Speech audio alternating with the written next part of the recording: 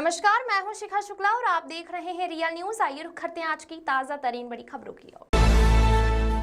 सोमवार को बुद्ध पूर्णिमा के अवसर पर समाजवादी पार्टी के कार्यकर्ताओं ने भगवान बुद्ध की जयंती मनाई। कार्यक्रम मुख्य अतिथि के समाजवादी पार्टी के राष्ट्रीय महासचिव पूर्व कैबिनेट मंत्री अकबरपुर विधायक राम अचल राजभर ने कहा कि 2027 में समाजवादी पार्टी की बनेगी सरकार। समाजवादी स्थित पार्टी कार्यालय पर किया गया पदाधिकारियों और कार्यकर्ताओं ने पुष्प अर्पित कर नमन किया। जिला अध्यक्ष जग बहादुर यादव ने कहा कि भगवान बुद्ध एक समृद्ध राज्य परिवार में पैदा हुए जहां उन्हें सभी सुख सुविधाएं प्राप्त थी, लेकिन उन्होंने मानवीय पीड़ा की समस्या का समाधान खोजने के लिए अपना सब कुछ त्याग कर ज्ञान प्राप्त किया और बौद्ध धर्म की स्थापना कर पूरे विश्व को अहिंसा का संदेश दिया। शांति, दया और अध्यात्म का जहां जिक्र होता है वहां भगवान गौतम बुद्ध का नाम सबसे पहले लिया जाता है। अमित मौर्य की रिपोर्ट।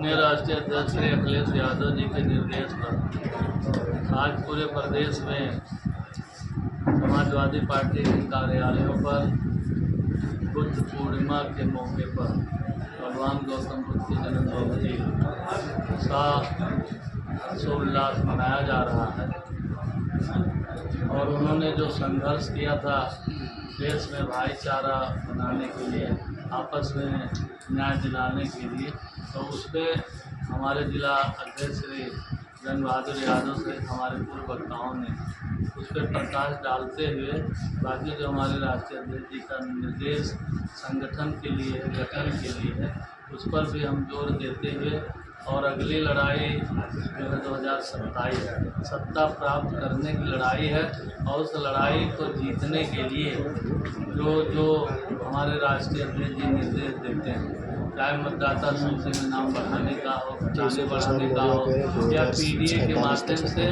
पीडीए जन चौपाल लगा के पिछड़ों, दलितों, शोषितों, गरीबों, वंचितों, अक़लियत के लोगों को जोड़ते हुए भाईचारा बनाने का काम हम लोग करते हैं। और साथ ही साथ हमारा टारगेट है कि इस अंधे गूंगी बहरी सरकार को भगाने के लिए आज जो है सर्व समाज पीड़ित है, बेरोजगारों की फौज खड़ी है, तो सारे लोग एकजुट होकर भाईचारा बनाते हुए 2027 में बहुजन समाजवादी पार्टी की सरकार बनाने के लिए एकजुट हो रहे हैं और राष्ट्रीय अध्यक्ष जी के हर निर्देशों का पालन साथ समाजवादी पार्टी के साथ साथ जो फ्रंटल के हमारे पदाधिकारी सारे लोग फील्ड में लगे हैं, सारे लोग अपने जोन, सेक्टर और ब्लॉक और तहसील और जिले में लगे हैं।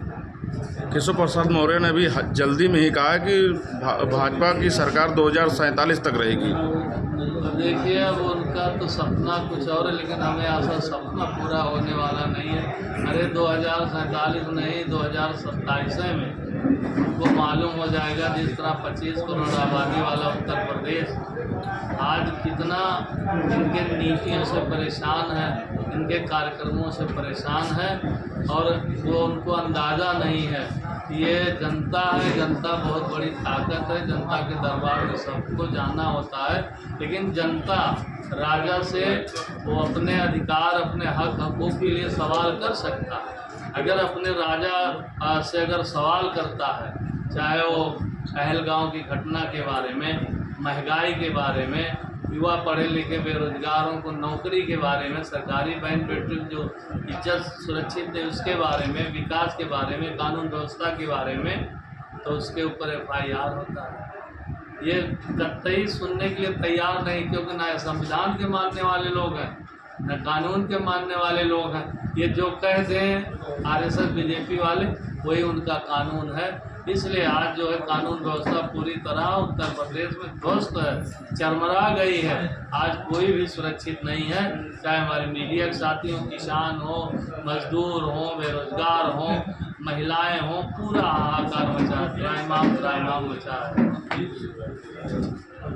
समाजवादी पार्टी लगातार बूथ स्तर पर काम कर रही है और जनपद में बूथ को मजबूत करने की पूरी रणनीति बना ली गई है और निश्चित तौर पर 2027 के चुनाव में जैसे 2022 के चुनाव में 5 सीटों पर समाजवादी पार्टी का कब्जा था, जनपद अम्बेडकर नगर में फिर से 2027 के चुनाव में 5 सीटों पर समाजवादी पार्टी का कब्जा। ठीक।